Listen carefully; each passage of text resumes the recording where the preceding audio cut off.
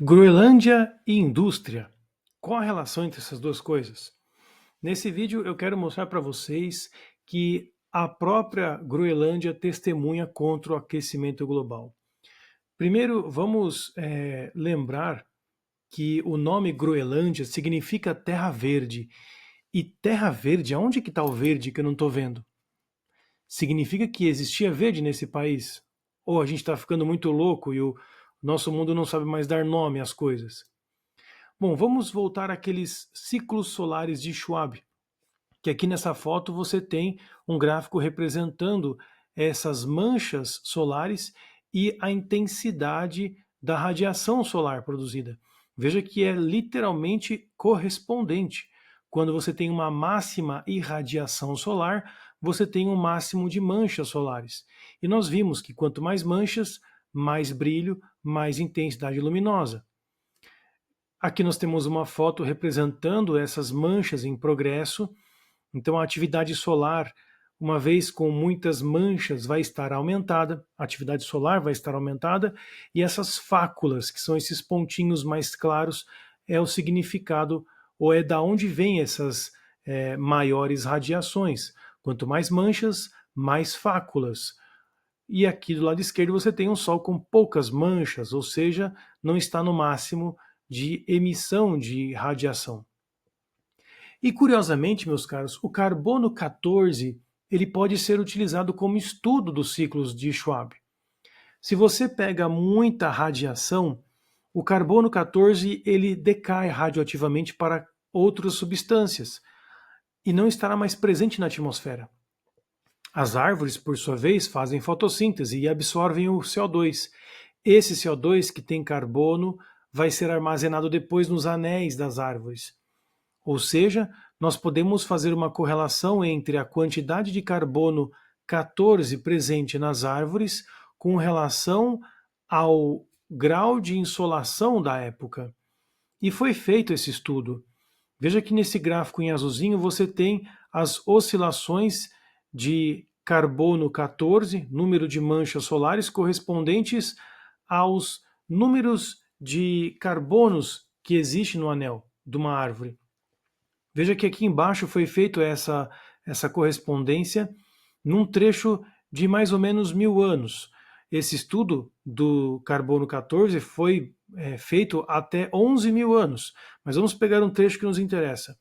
Então, aqui embaixo, nesse outro gráfico, você tem uma escala invertida. Veja que aqui você tem a porcentagem de carbono 14, negativo no máximo e positivo no mínimo, para indicar que quando tem pouco carbono 14, você tem uns picos de calor.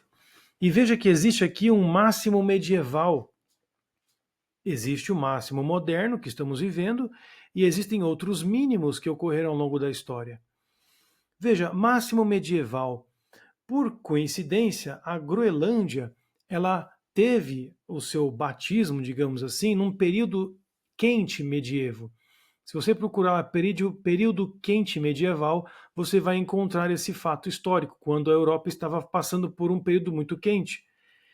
E, já que estava quente, a Groenlândia devia ser verde. Essa é a constatação histórica, que nos mostra o quanto esse período medieval ele de fato ocorreu e que isso tem como justificar o motivo do nome do país Groenlândia ser terra verde. Uma contradição para nós hoje? Não, não uma contradição. Justamente porque é o Sol que controla esses aquecimentos do globo terrestre.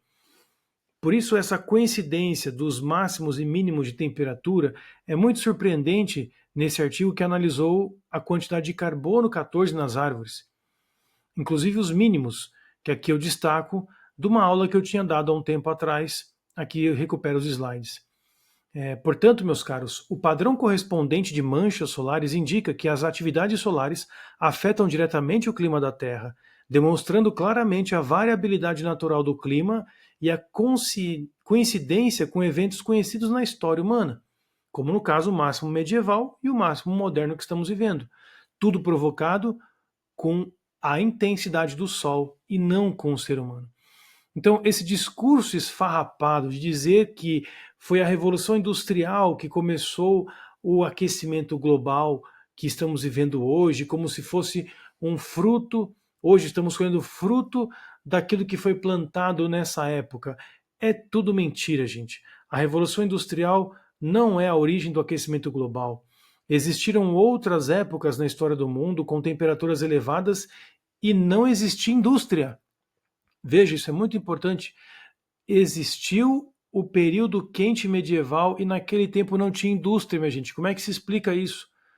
O aquecimento global, ele tem uma única causa. Não são duas causas. As pessoas explicam, né? Alguns mal intencionados explicam que pode ter o aquecimento global feito pela própria natureza e feito pelo homem, como se os dois tivessem o mesmo poder de causa e efeito. Isso é um absurdo, gente. Vamos enfrentar logo mais um período de decréscimo na temperatura da Terra entre 2025 e 2035. E aí eu quero ver como é que vai ficar a explicação desse povo, falando que o tempo vai ficar quente e no fim não vai ficar. Valeu, pessoal, eu fico por aqui.